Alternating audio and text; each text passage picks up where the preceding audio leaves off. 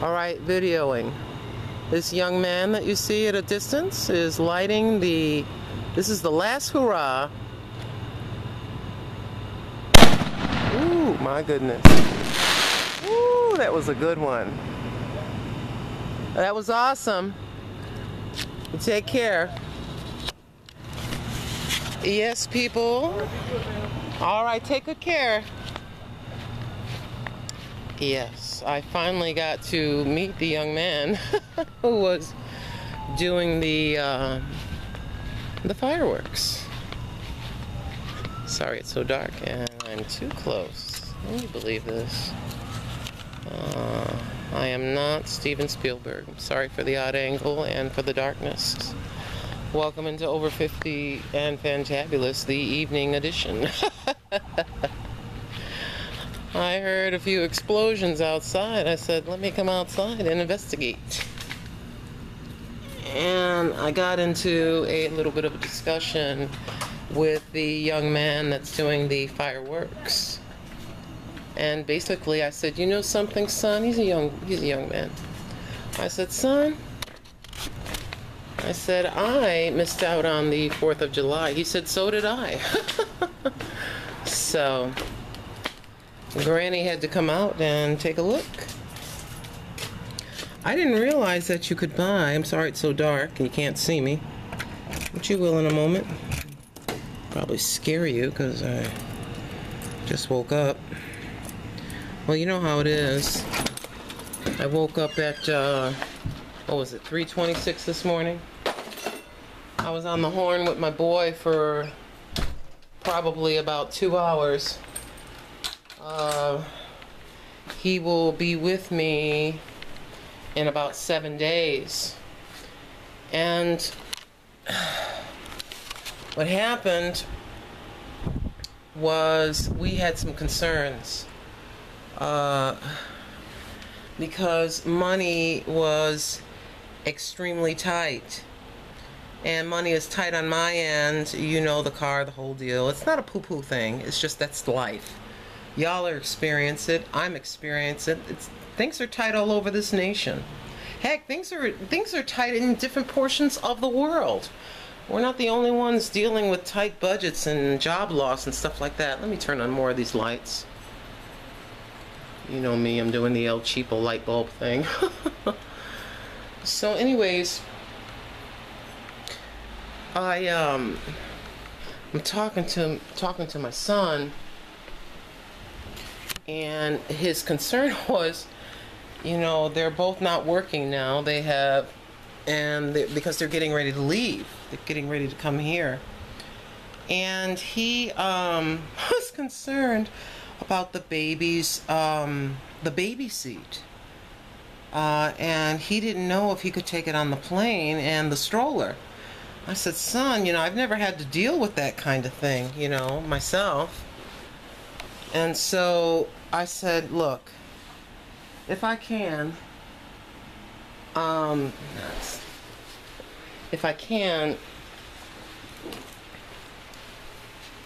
you know, I was basically going to take money I can't use and just give it to him, you know.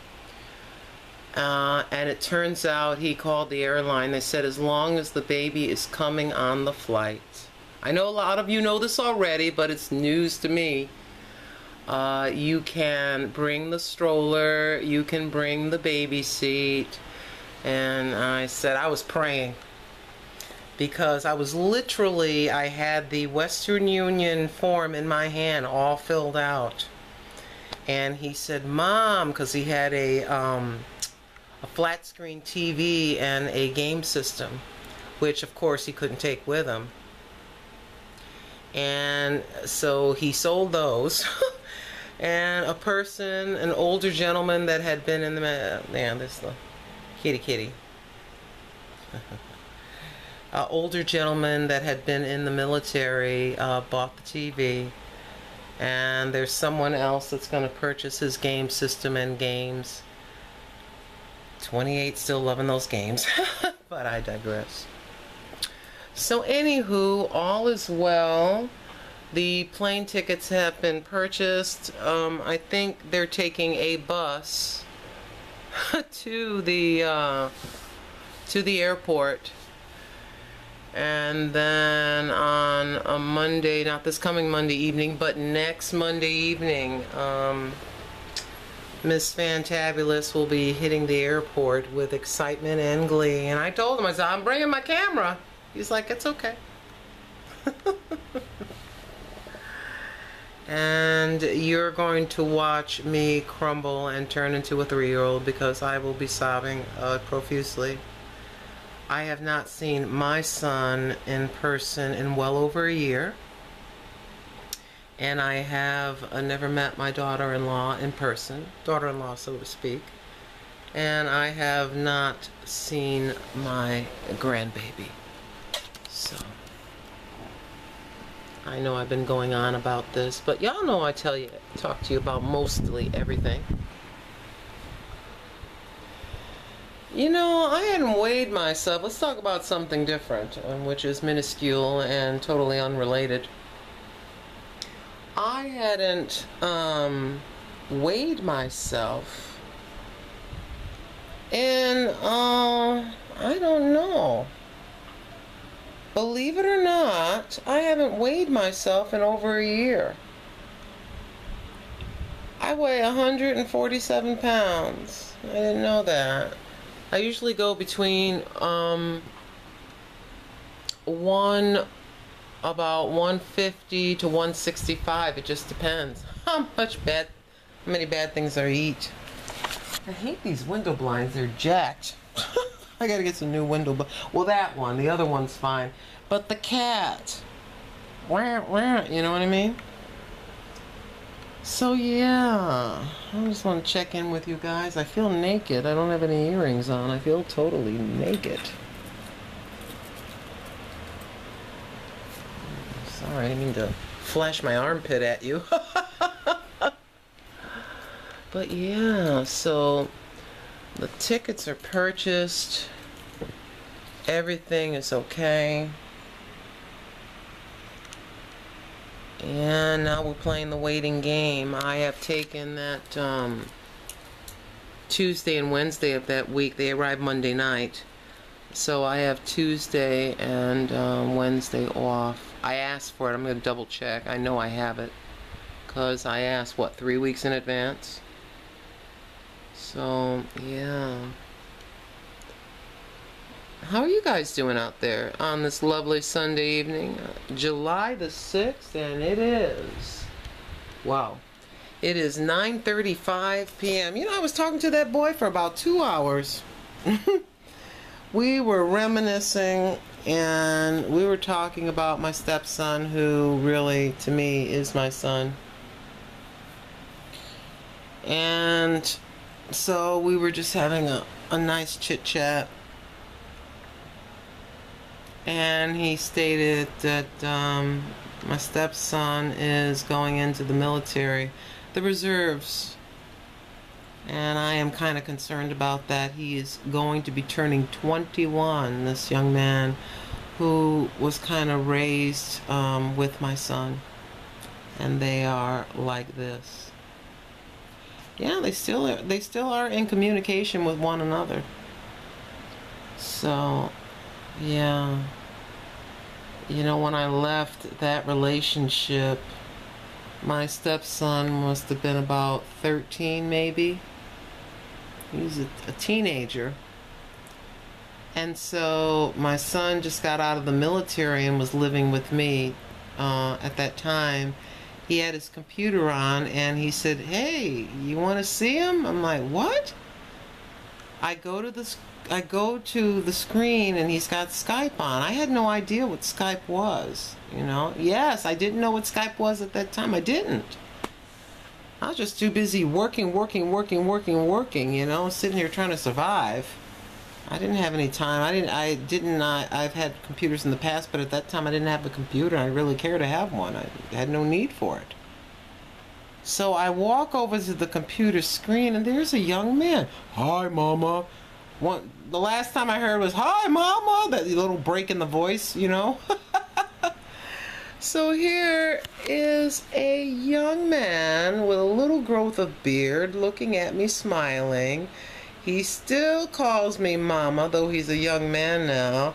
I looked at that screen and burst into tears, and then he got teary-eyed because he just stop crying, stop crying. I said, oh my gosh.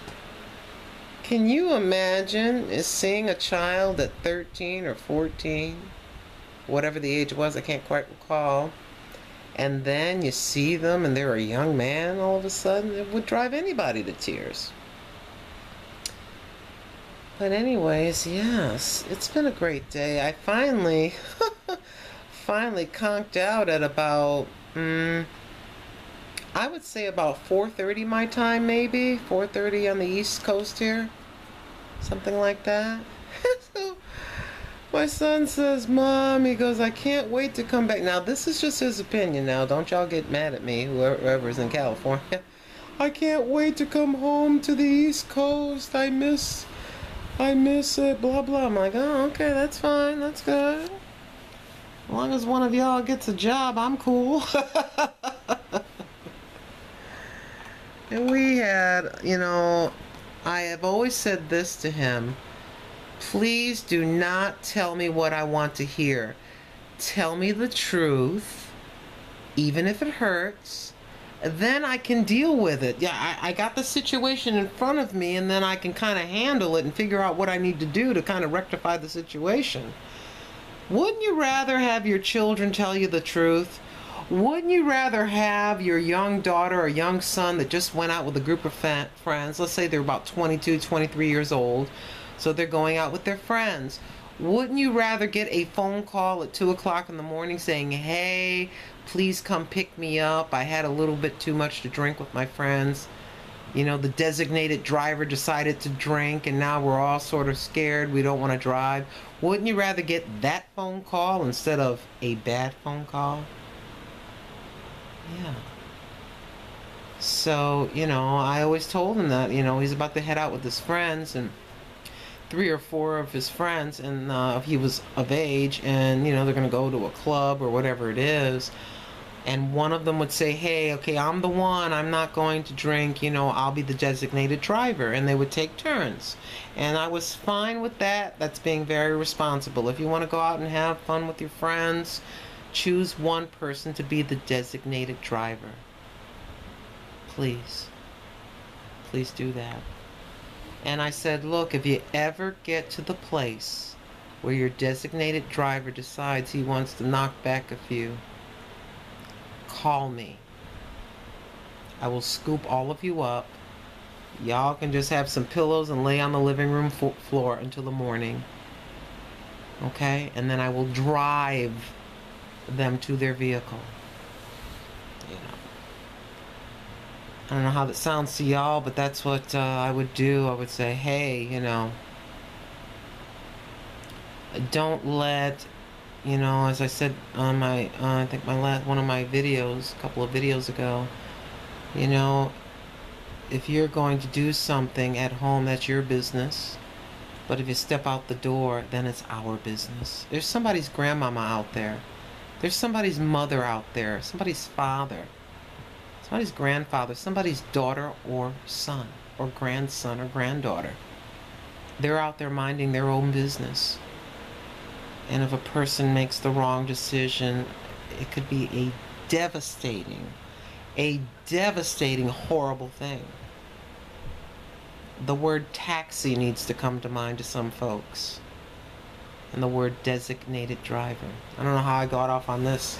But y'all know I talk about everything. You know, young folks are going to be young folks. You know, we can raise them. We can raise them in a godly fashion. But once they turn 21 years old and they're roommating with friends, or even if they're living with you and they get out there with their friends, you just don't know what's going to happen. It's called being a human being, and we all make mistakes, but we don't want to make the ultimate mistake. You want to be responsible. If you do grown-up things, there are grown-up consequences for negative grown-up things. Anyways, I go back in the SCAC to work tomorrow. Hopefully this will be the beginning. I can't believe I'm going to say this. Hopefully this will be the beginning of working overtime. So, I've been doing a little something to get some money. I don't feel like telling you about it right now. But I have always figured out a way, and right now I am looking for a part-time job, just probably about 4 hours a day, 3-4 days a week. So I'm hunting and pecking around, trying to get that extra, from my perspective, about an extra $80 a week that I will require. And so we'll see what comes of that. And I hope that you all have a wonderful evening. I do believe, depending on if I feel like I'm pulled, I may come on here live. I don't know. I have to think about it. It depends on if I'm spiritually pulled. Then I will be back with another video. I love you very much. Thank you, subscribers. Thank you, subscribers. Thank you, you folks that are leaving positive comments. I appreciate it. Thank you so much for this. And by the way, subscribe if you haven't. Please send others my way, and do this if you choose. I love you very much, and I will see you on my next video, okay? All right.